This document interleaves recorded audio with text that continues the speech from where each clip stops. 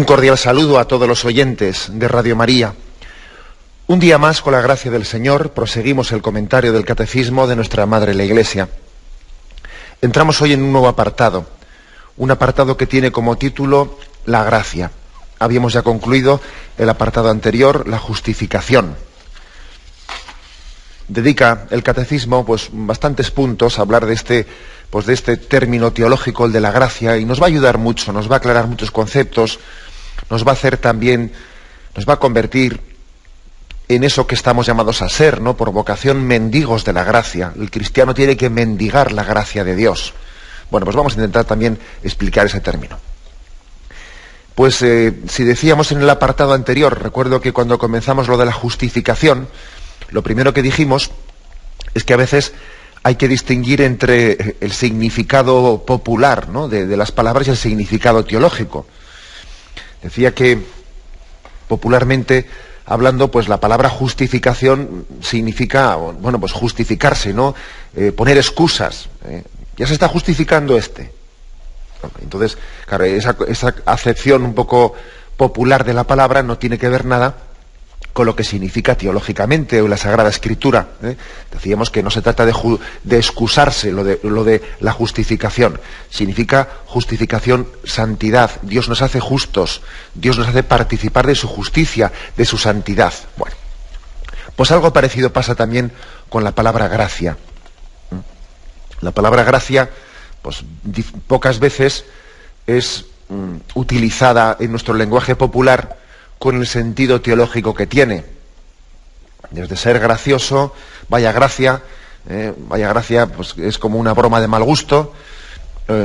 Es decir, no tiene nada que ver. No tiene nada que ver con lo que significa teológicamente, ¿no? La gracia de Dios. Bueno. Dicho esto, por lo tanto, nosotros también tenemos que hacer un esfuerzo de familiarizarnos con los términos teológicos, ¿no? Se habla mucho de que la Iglesia, cuando predica, tiene que hacer el esfuerzo de hablar en el lenguaje del hombre de hoy. Hombre, y es verdad, pero también yo creo que hay que hacer el esfuerzo inverso. También aquellos que quieren formarse tienen que hacer el esfuerzo inverso de intentar también familiarizarse con el sentido del lenguaje de la Escritura. Porque claro, tampoco se puede reinventar la Escritura y hacerla en unos conceptos que no están revelados, que no están inspirados por el Espíritu Santo, ¿no? Nosotros no nos atrevemos a quitar ahora aquí de la Biblia conceptos como gracia o como justificación por el hecho de que popularmente se utilicen en otro sentido. No, porque son palabras y son términos inspirados por el Espíritu Santo, y ¿quiénes somos nosotros para coger la Biblia y decir esto lo quito, esto lo pongo? No podríamos hacer eso. Lo que quiere decir que hay que hacer un esfuerzo en doble sentido, por parte nuestra, cuando predicamos a nuestros hermanos, intentando, lógicamente, hablar en un lenguaje que a ellos les sea entendible y directo y que dé respuesta a las cuestiones que ellos formulan, pero al mismo tiempo también, en la medida que alguien ha sido tocado por Cristo y comienza su proceso de formación, lógicamente, en ese proceso de formación uno debe de familiarizarse, ¿no? Y formarse en el conocimiento de los términos de la Sagrada Escritura, los términos teológicos. Bueno, he aquí otro término, ¿no?, que tenemos que matizar y comprender, el de la gracia, el término de la gracia. Dice el primero de los puntos, el 1996.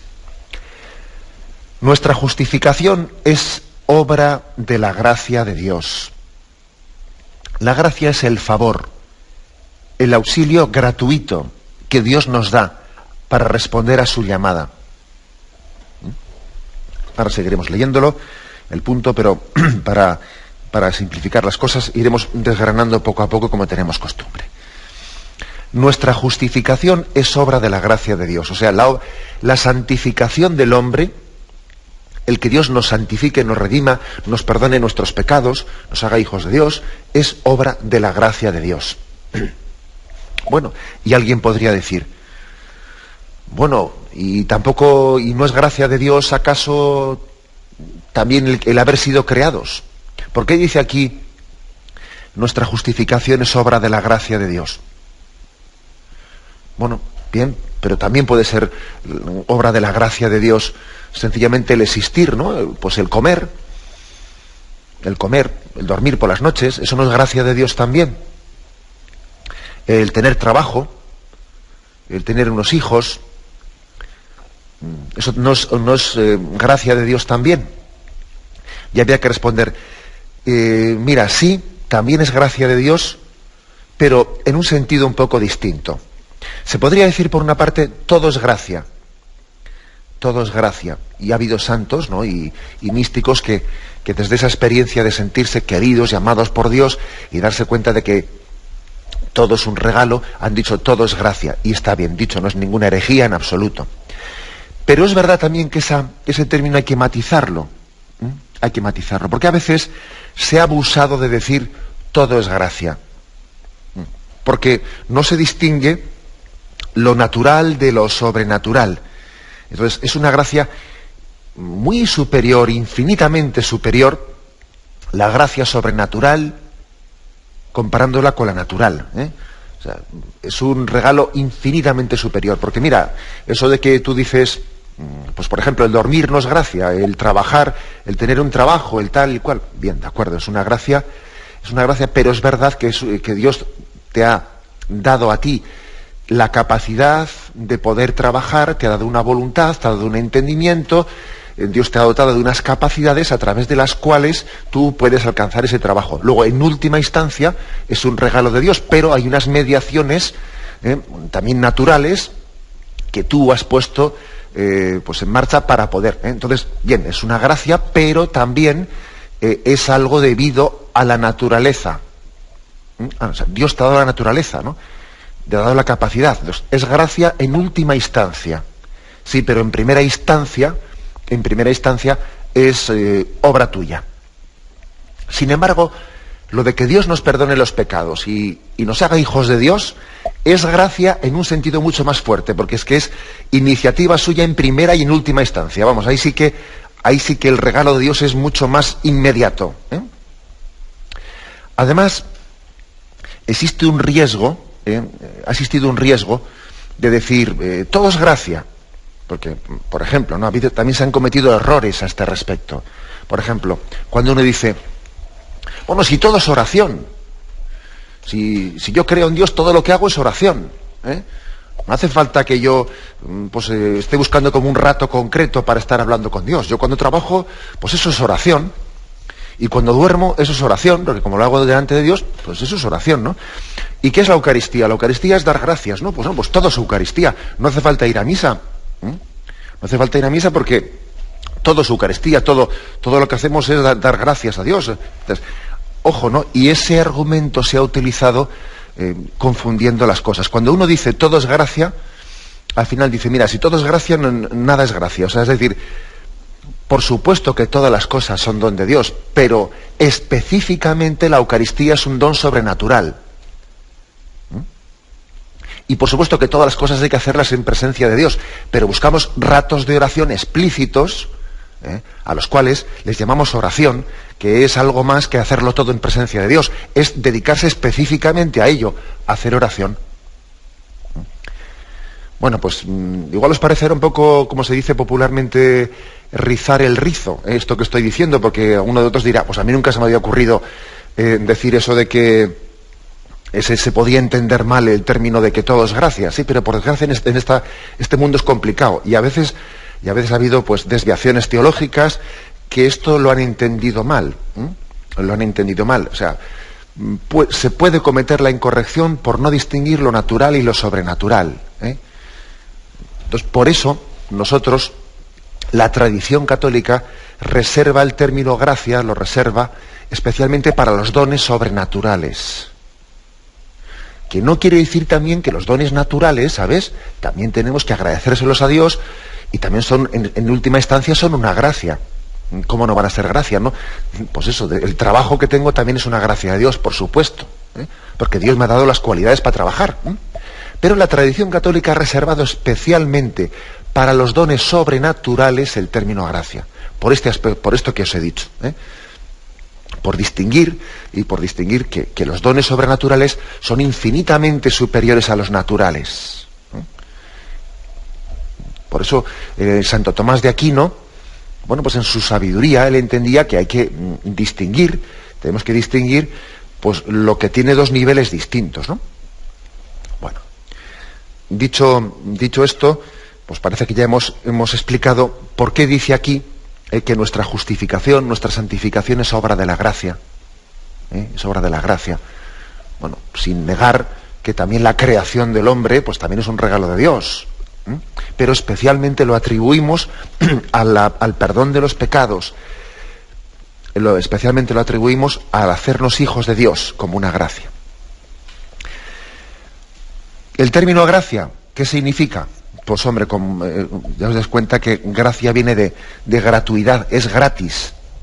Es gratis. O sea, sencillamente es el amor inmerecido, algo que supera toda tu capacidad. Gracia viene de gratis.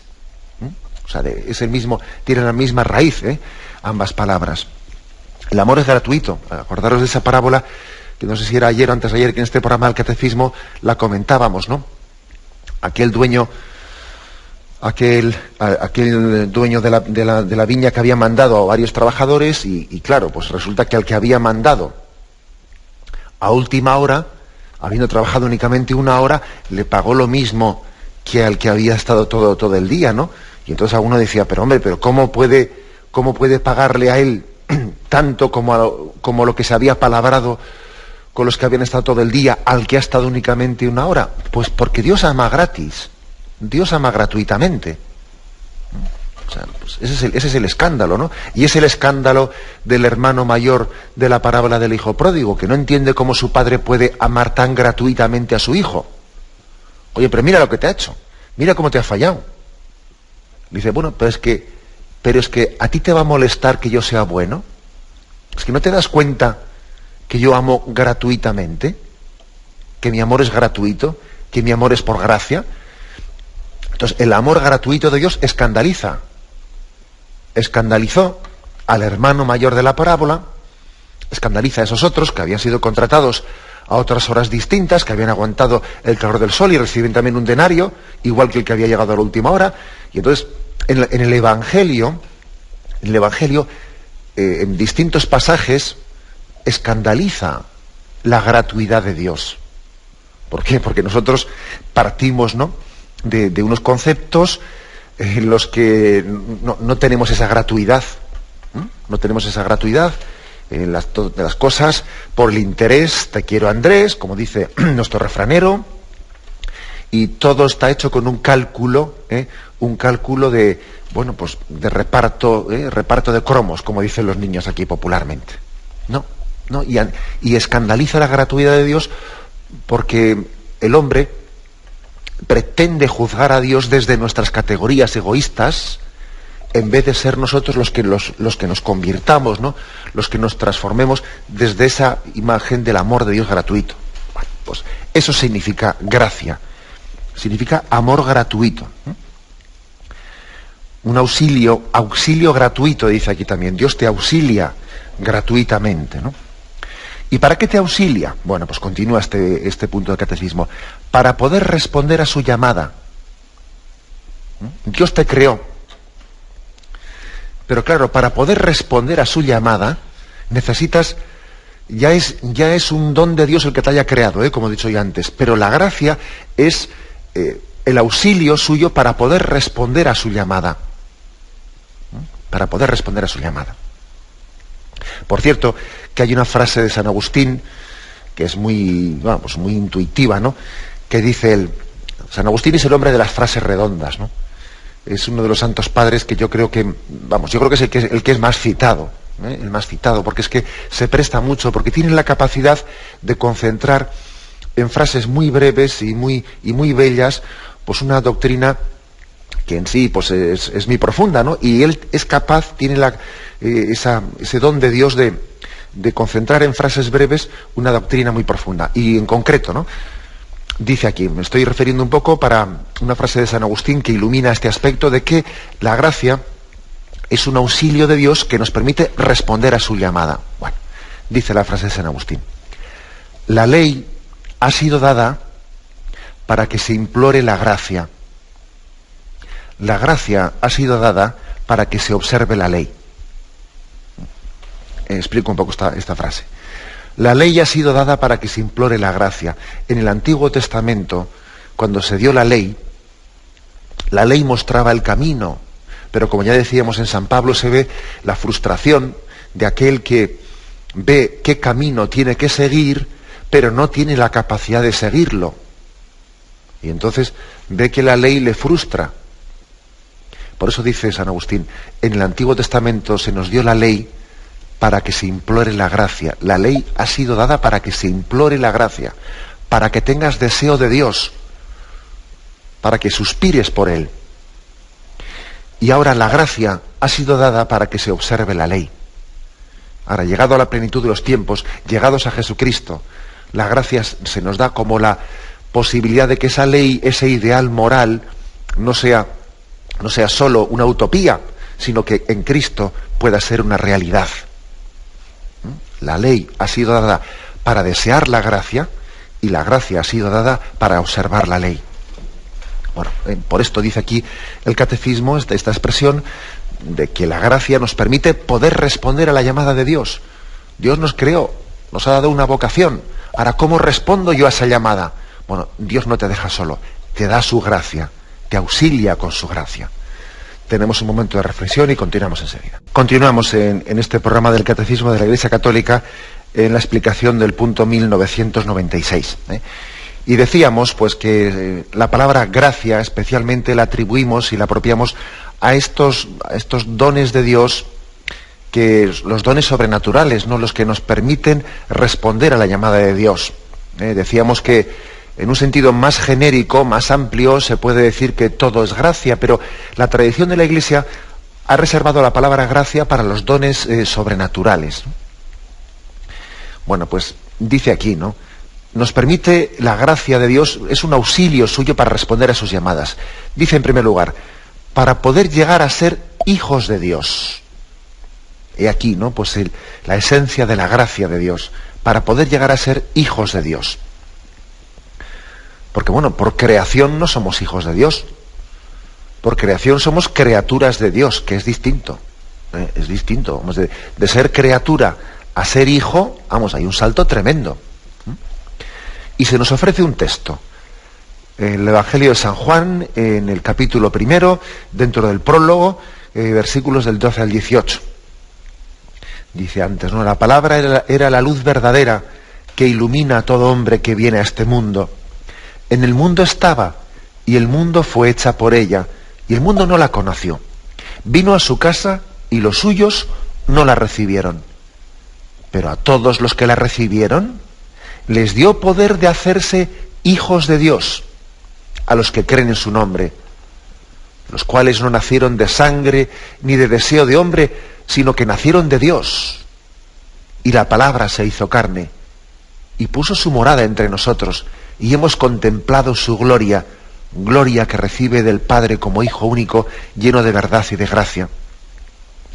Pues de su plenitud hemos recibido todos gracia por gracia, porque la ley fue dada por medio de Moisés, la gracia y la verdad nos ha llegado por Jesucristo. Qué impresionante estas palabras, Si queréis leerlas, las podéis leer en el capítulo 1 de San Juan, el prólogo del Evangelio de San Juan. Es un texto en el que se insiste mucho, se nos ha dado gracia tras gracia. En Jesucristo hemos recibido el ser hijos de Dios, y hemos recibido gracia tras gracia. A los que han recibido a Jesucristo, a los que han recibido la palabra hecha carne, que muchos no la recibieron, porque dice, vino a los suyos y los suyos no la recibieron. Y dice, pero a los que la recibieron, les dio poder para ser hijos de Dios. Entonces, permitidme una cosa. Cuando uno dice, todos son hijos de Dios, todos somos hijos de Dios, ¿es verdad esa palabra, esa expresión? No, no es verdad. Queda muy bonita, muy democrática, pero no es verdad. Porque aquí dice, la palabra vino a los suyos, y los suyos no la recibieron, pero a los que la recibieron les da poder para hacerse hijos de Dios, Luego, todos no son hijos de Dios, vamos a ser claros. Estamos hablando aquí en el término, seremos todos criaturas de Dios, pero ser hijos de Dios supone abrirse a esa gracia que nos quiere hacer hijos. Ya sé que lo que estoy diciendo suena fuerte y es políticamente incorrecto, como se dice hoy en día, pero vamos, es estrictamente lo que dice aquí la palabra de Dios. Como veis, no me estoy inventando nada. La palabra se hizo carne, habitó entre nosotros, vino a su casa y los suyos no la recibieron. Pero a todos los que la recibieron les dio poder de hacerse hijos de Dios, a los que creen en su nombre. Bueno, y aquí, por lo tanto, un don de la gracia de Dios. El don de la gracia de Dios de hacernos hijos en el Hijo. Hijos en Jesucristo. Dicho de otra manera, o sea, Dios no te puede hacer hijo si tú no quieres. Si tú no quieres, Él te invita y llama a la puerta de tu corazón para introducirte en su familia. Dios no te introduce en una amistad sin tu aceptación libre. Por lo tanto, Dios llama a la puerta de nuestro corazón y la palabra, el verbo hecho carne, tiene que ser recibido. La gracia de Cristo tiene que ser libremente recibida para hacernos hijos de Dios. Bueno, y por supuesto, ya lo digo porque alguno lo estará pensando, por supuesto la Iglesia Católica afirma que también puede haber personas que no por medios sacramentales, que como el bautismo, sino también no habiendo conocido a Jesucristo y no habiendo habido quien se lo predique, sin embargo, habiendo sido una persona honesta, abierta a Dios, abierta a la llamada de su conciencia, esa persona, por ese conducto extrasacramental, por la fidelidad a la llamada de Dios en su conciencia, puede recibir también este don de ser hijo de Dios. En esa hipótesis y en ese contexto en el que alguien no ha conocido a Jesucristo, no ha podido recibir la predicación de la Iglesia, bien, pero no, dicho esto, reafirmo lo que he dicho antes, que no es correcto decir, ¡hala!, que todo el mundo es hijo de Dios. Ojo un momento, que es que nosotros no teoricemos, no hagamos nuestra propia teoría al margen de lo que dice la palabra de Dios, ¿no? Lo que yo digo y pienso tiene que nacer de la palabra de Dios. Lo que no voy a hacer yo es, los textos de la palabra de Dios que me resulten así un poco duros, venga, pues cojo el borragoma y venga, pim, pam. O cojo la tijera y me corto un par de hojas de la Biblia, ¿no? Si aquí habla con claridad de que vino a los suyos y los suyos no la recibieron, pero a los que la recibieron les dio poder de ser hijos de Dios. Luego, el primer efecto de la gracia es hacernos hijos de Dios, hijos en el Hijo. El segundo, dice, hijos adoptivos. Aquí matiza, ¿no?, el término de adopción. Y se nos propone el texto Romanos 8, 14, 17.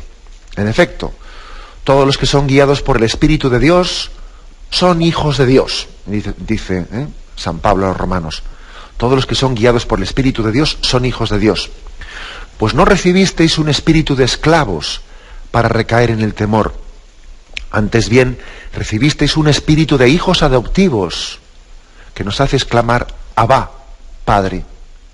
El Espíritu mismo se une a nuestro espíritu para dar testimonio de que somos hijos de Dios.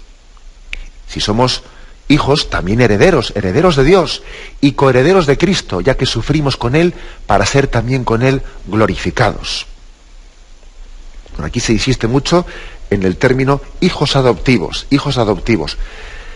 Quizás la palabra hijos adoptivos podría parecer que es hijos, pero un poquito menos. No hay que entenderla así.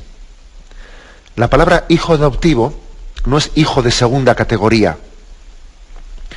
Es hijo no por naturaleza, como lo es Jesucristo, que por naturaleza es hijo. Ser hijo adoptivo es hijo por regalo. Hijo por regalo. Yo creo que, como siempre, comparando con nuestra imagen humana, se entienden bien las cosas. Vamos a ver, cuando nosotros tenemos en las familias un hijo adoptivo, ¿Qué pasa? ¿Que ese hijo adoptivo le tratamos peor que a los demás hijos? No, hombre, en absoluto. En absoluto. Ayer cené yo con un buen cristiano que tiene 3 hijos adoptivos, ¿no? Uno es un niño rumano, otro es un niño mexicano, otro es una niña española. Bueno, y entonces, ¿qué pasa? ¿Que a esos hijos adoptivos les trata, digamos, en un nivel inferior? No, en absoluto. Les trata, vamos, con un cariño totalmente igual que si fuesen hijos naturales suyos, ¿no? Por lo tanto, nosotros cuando decimos somos hijos adoptivos, no estamos diciendo hijos de segunda. O sea, como que Dios nos quiere menos, no. Somos hijos por regalo, o sea, no nos correspondía por naturaleza. No nos correspondía por naturaleza. Y Él nos ha adoptado como hijos. Nos ha sentado a la misma mesa a la que se sienta su Hijo natural, que es Jesucristo, el Verbo, hecho carne. Eso significa hijos adoptivos, ¿no? Que nos ha hecho herederos, coherederos. Nos ha hecho coherederos con Jesucristo, y eso es impresionante. No sé si os acordáis ese ejemplo que puse el otro día de, bueno, pues que recuerdo pues intentando ver esta significación teológica de lo que es ser hijos adoptivos, os puse el ejemplo de que una persona puede trabajar en una fábrica pues de 2 maneras distintas, ¿no? Una es sencillamente entra en una fábrica sin conocer siquiera al jefe, pues una empresa, una ITT de esas que nos hacen tantas faenas, y nos quitan medio sueldo, allí nos lleva y estamos trabajando sin conocer al jefe, y ponía el ejemplo que distinto es entrar en una empresa si de repente te llama personalmente el dueño de la empresa, él te llama a su servicio a ser colaborador suyo, y no únicamente eso, sino que te introduce en su familia, acaba siendo su yerno, porque resulta que finalmente su hija es tu esposa, y encima te hace heredero de su empresa, ¿no? Bueno, pues ese ejemplo sirva para entender lo que es ser hijos por adopción. O sea, Dios nos ha introducido, ¿no?, en la misma intimidad que tiene con su Hijo Jesucristo. Sigue adelante, dice, estamos diciendo que, digamos, qué dones nos da el auxilio de la gracia, ¿eh? O sea, ¿a qué nos llama la gracia? La gracia de Dios. Nos hace partícipes de la naturaleza divina. Y aquí se nos dice el texto, 2 Pedro, capítulo 1, versículos del 3 al 4. Y dice, pues su divino poder nos ha concedido cuanto se refiere a la vida y a la piedad, mediante el conocimiento perfecto del que nos ha llamado por su propia gloria y virtud, por medio de las cuales nos han sido concedidas las preciosas y sublimes promesas, para que por ellas os hicierais partícipes de la naturaleza divina, huyendo de la corrupción que hay en el mundo por la concupiscencia. O sea, por gracia de Dios hemos sido divinizados. El hombre se diviniza al hacerse hijo de Dios. Se diviniza. No sé si recordáis también una pequeña reflexión que compartí con vosotros, que era la siguiente, ¿no? El que ama las cosas se cosifica. El que ama a las personas se personaliza. El que ama a Dios se diviniza. O sea, el amor a Dios, el abrirse a la gracia de Dios, nos diviniza. Sin embargo, cuando uno ama las cosas, se cosifica. Y cuando uno no ama nada, y es un pasota, ¿no? Cuando uno no ama nada, se nulifica, vuelve a la nada. O sea, él mismo tiene un vacío interior total, porque no ama nada, ¿no? El que ama las cosas es un materialista, se cosifica, pero el que ama a Dios se diviniza. Porque en el fondo nosotros nos hacemos semejantes a quien amamos. Pasa algo así como en el matrimonio, que no son 2 sino una sola carne, porque amándose mutuamente se asemejan el uno al otro, ¿no? Pues lo mismo pasa aquí con Dios, con nuestro amor a Dios. El hombre es divinizado por su gracia, es divinizado. Y por último, ¿no?, dice aquí, y nos hace partícipes de la vida eterna. Y si nos dice Juan, se nos ofrece el texto de Juan 17:3. Así habló Jesús y alzó los ojos al cielo diciendo, Padre, ha llegado la hora, glorifica a tu Hijo para que tu Hijo te glorifique a ti. Y que según el poder que le has dado sobre toda carne, dé también vida eterna a los que tú le has dado. Esta es la vida eterna, que te conozcan a ti, el único Dios verdadero y al que tú has enviado, Jesucristo. Por lo tanto, se nos da la gracia de participar de la vida eterna. La vida eterna comienza ya aquí, comienza aquí. ¿Cómo comienza? Pues conociendo a Jesucristo. Hay una frase del cardenal Newman, que es un anglicano convertido al catolicismo, que vivió hace algo más de un siglo, ¿no?, en Inglaterra, un gran pensador católico, ¿no? Una frase que creo que es redonda para entender qué es la gracia, qué es la gracia. Él dice, ¿no?, la gracia es la gloria en el exilio, y la gloria es la gracia en casa, dice él. Bueno, o sea, nosotros ahora vivimos un adelanto de la vida eterna, como dice el cardenal Newman. La gracia es la gloria en el exilio, es decir, nosotros ahora, aunque estamos en el exilio, tenemos ya aquí la vida eterna en nosotros. Cuando yo comulgo, tengo aquí ya el inicio del cielo. Por lo tanto, la gracia es el cielo en el exilio, o sea, todavía sin haber llegado a él, ya estoy en el cielo. La gracia es la gloria en el exilio. Y luego dice él, y la gloria será la gracia en casa. O sea, eso que yo ahora mismo, esa relación de amor que tengo con Jesucristo en el cielo, pues la tendré en casa, estaré con él.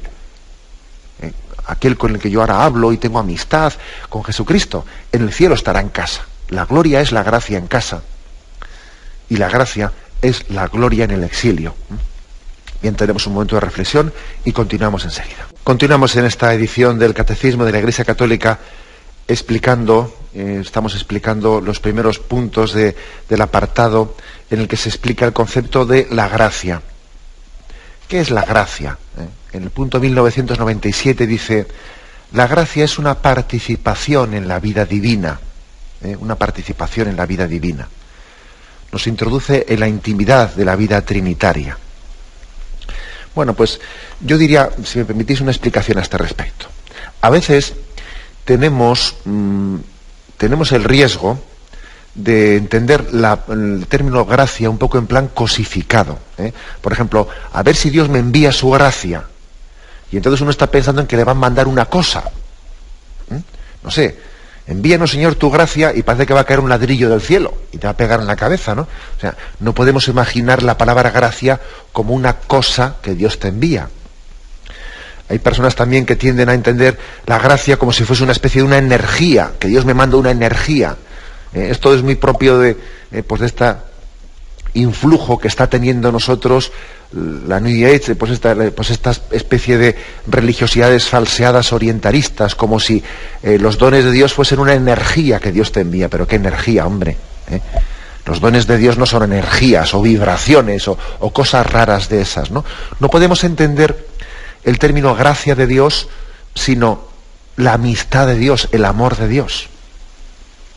O sea, la gracia no es algo que Dios te da. La gracia es Dios mismo que se te da, que es distinto. No entendamos pues una energía, una cosa rara de esas. No, es Dios mismo el que se te da. En su cercanía, caminando junto a ti. Por eso tú, cuando dices, Señor, envíame tu gracia, en el fondo lo que le estás diciendo es, Señor, permanece junto a mí, estate junto a mí. Es como decirle, Señor, permíteme que yo esté junto a ti, que no me separe de ti. O sea, es la amistad de Dios la que estamos pidiendo. Es la amistad de Dios. Eso dice aquí, no, la gracia es una participación en la vida divina, en su amistad. Es participar de la intimidad con Él. No cosifiquemos el concepto de gracia. No pensemos que es una cosa.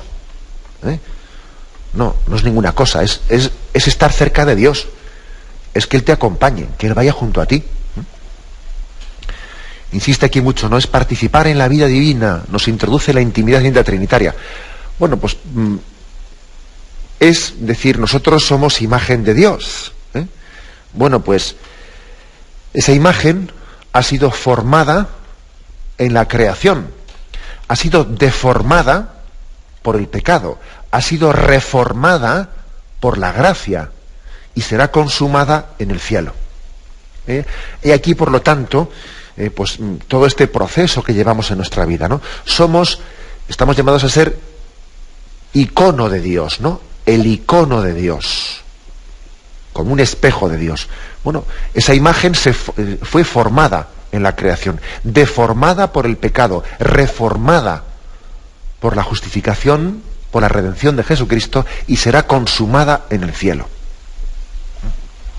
Y este sería un buen resumen de lo que hoy hemos dicho, porque al fin y al cabo estamos llamados a participar de esa naturaleza divina, a participar de esa intimidad con Dios. Y si fuimos formados a imagen de Dios, y luego deformados, y luego reformados en Cristo, esa imagen será consumada en el cielo. Por eso termina diciendo este punto, ¿no? La gracia es una participación en la vida de Dios. Nos introduce la intimidad de la vida trinitaria. Por el bautismo, el cristiano participa de la gracia de Cristo, cabeza de su cuerpo. Como hijo adoptivo puede ahora llamar Padre a Dios en la unión con el Hijo único. Recibe la vida del Espíritu que le infunde la caridad y que forma la Iglesia, ¿no? Insisto en lo que he dicho antes, ¿no? O sea, que no pensemos en la gracia en un concepto cosificado.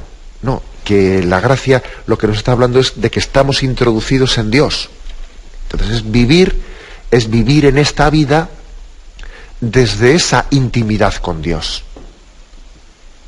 La gracia es afrontar las cosas de esta vida desde esa intimidad con Dios. Cuando uno dice, Dios me ha dado la gracia para poder afrontar esa situación, ¿qué quiere decir?